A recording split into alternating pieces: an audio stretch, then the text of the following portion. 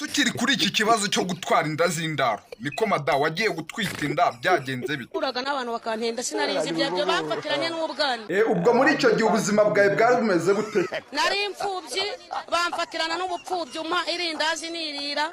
Bajya kugutera inda bagahe? Nabaga guca ku muhanda. Ajya amazina yawe witwa nde? Nitwa Nyandinabo Clementine. Icyo gihe wari ufite ababyeyi? Ntabwo nari mfite bari barantaye. Ari kuri system uyu Nyirandinabo Clementine atuye mu kahe gace? Atuye mu karere ka Gicumbi. Cyo ngaho mbwira n'umurenge. Umurenge wa Rwamiko.